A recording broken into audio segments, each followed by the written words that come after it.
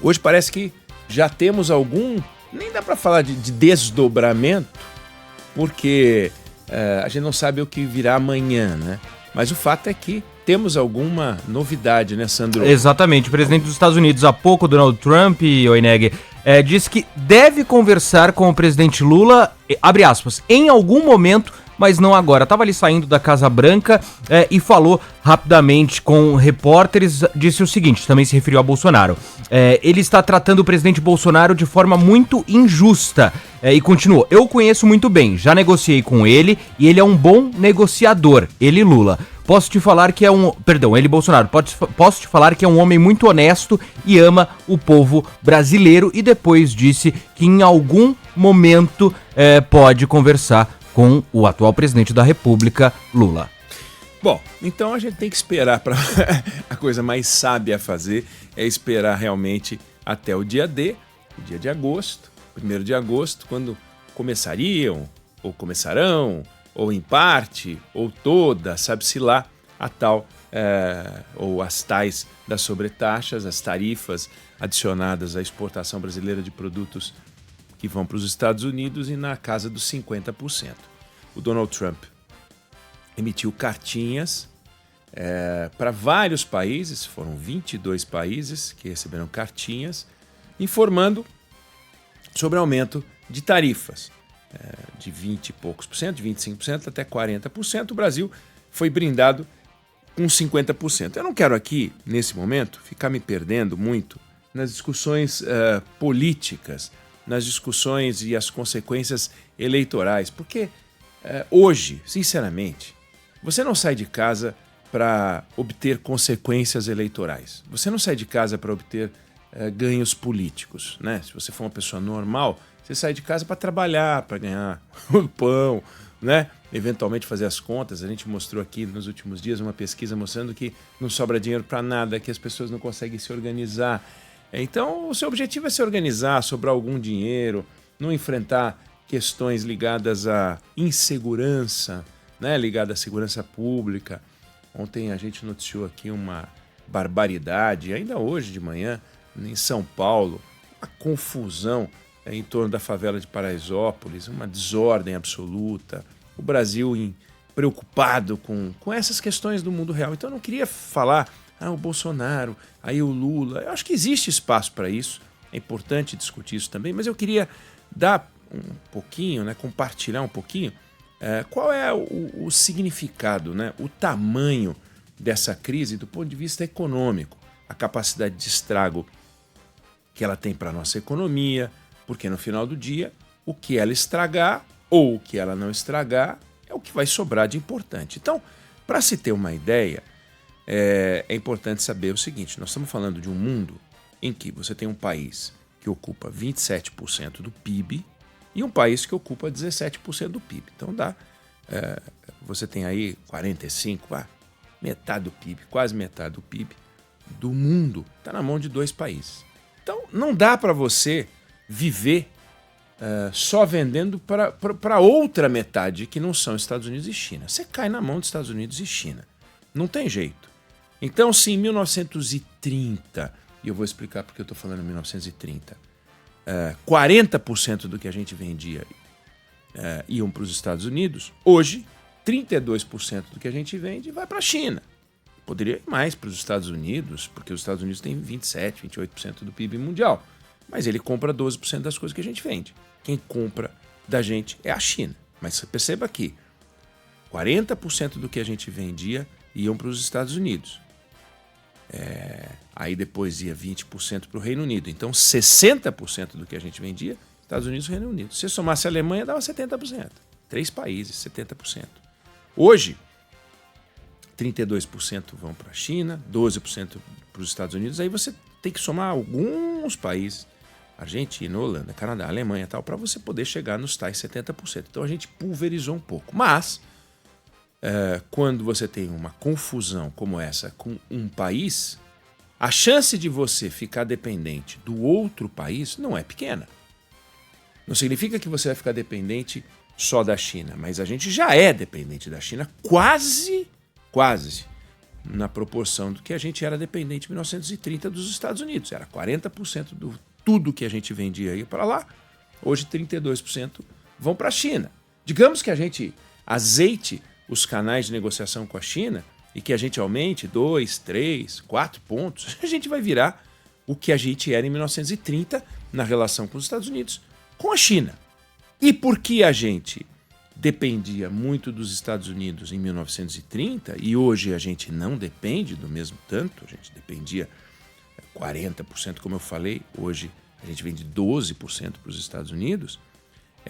Em 1930, quando os Estados Unidos se arrebentaram, a gente pagou uma conta aqui que não tem tamanho. Por quê? A gente vendia 40% de tudo que a gente vendia para lá, sendo que 80% do que a gente vendia era um produto só, que era o café. Entendeu? Então, eu estou falando sobre dependência. Você imagina quando 70% de tudo que você vende é um produto só, que era o café. Hoje o café é 3, 4% da nossa pauta. Era quase 80%. Sabe quanto que do café brasileiro ia para os Estados Unidos? Quase 80%. Você percebe? Olha que meleca. O que aconteceu? Aconteceu que os Estados Unidos eram o maior comprador. A crise de 1929 nos Estados Unidos parou o volume de compra. Soma isso uma superprodução. O Brasil produziu uma barbaridade de café. A gente produzia uma quantidade industrial. Aí você teve um excedente de produção, o preço desabou. E aí a gente se ferrou. Repare, qual era o apelido que se dava à República Velha, né? Antes desse crash aqui? República do Café com Leite. Hoje você não pode falar em República do Café com Leite se você quiser. Você teria que falar República do Agronegócio, se você quiser. Não, vamos fazer uma República do Agronegócio. Mas não dá mais para falar café com leite, né? Mas café com leite, no caso o café, traduzia leite por causa de Minas. Minas tinha a maior população do Brasil naquela época. Mas o fato é que quando começa a República do Café com Leite, vamos pegar ali governo Campos Salles e tal, você pegar a população brasileira, 14 milhões de habitantes, a Minas Gerais tinha 3,5%, 3 e pouco por cento. Se você somar São Paulo com Minas Gerais, dava 32% da população brasileira estava nesses dois estados e você tinha a República do Café com Leite. Aí o café arrebentou, porque a gente era muito dependente. Então o governo começou a comprar café e destruía café. Cenas de destruição de café, café sendo queimado em pilhas. Tem fotografia disso, né? Desse café sendo queimado. Então, quando você tem uma dependência desse tipo de um país e você manda para esse país um produto, nossa, é uma tragédia. Então, vamos trazer para os dias de hoje. O café, que era 70%, 80%, hoje é 3%, 4%.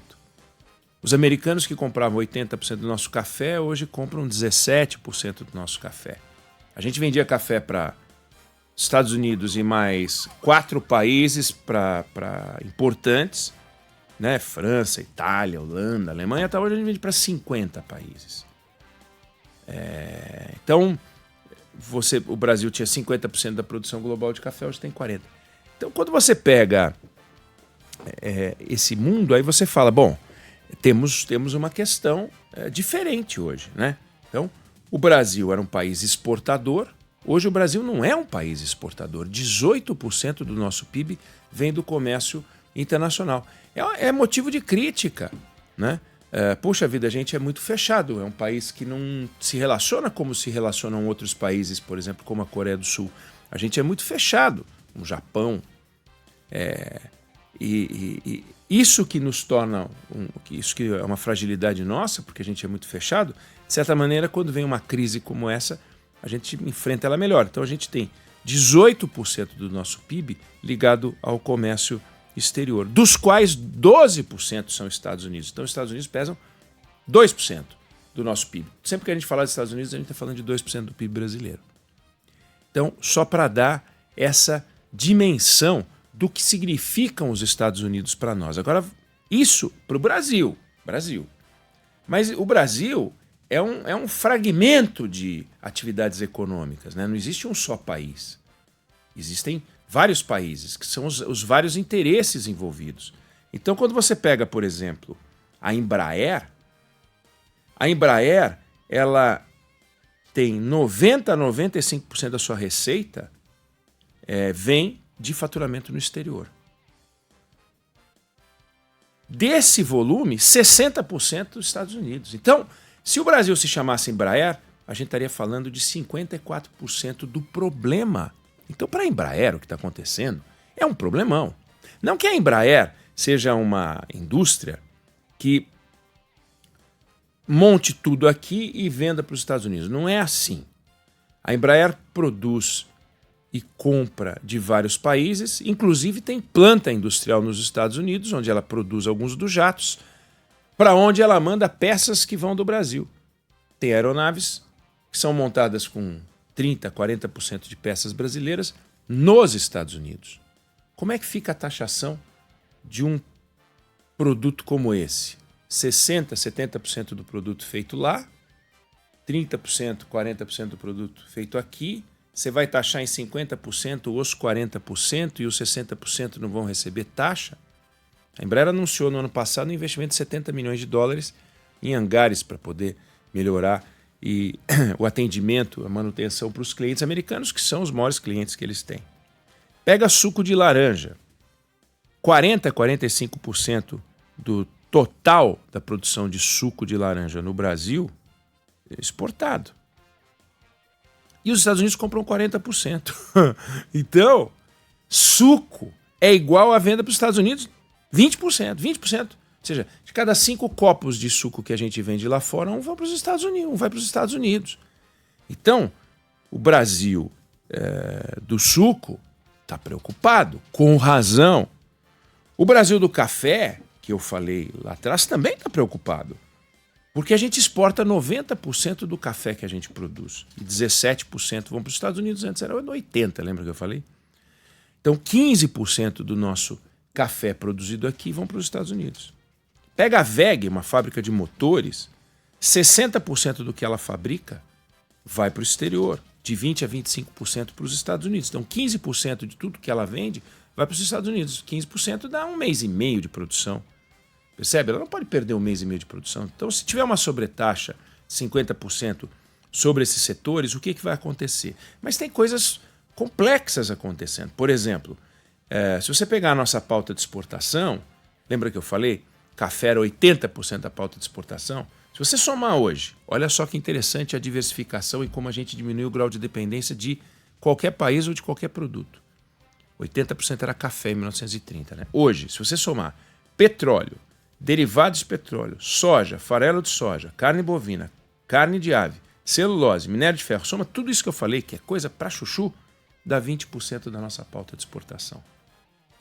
E desses 20%, os Estados Unidos compram 20%. Você percebe como isso nos protege?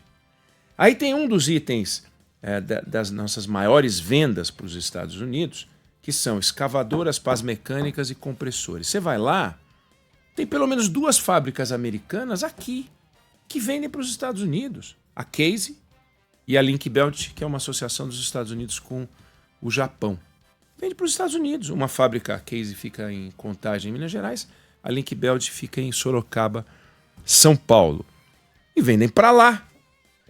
E aí, as empresas americanas que montaram plantas aqui, estimuladas por uma atração tributária, por vantagens e por um acordo com os Estados Unidos, vão ser punidas em 50% as empresas.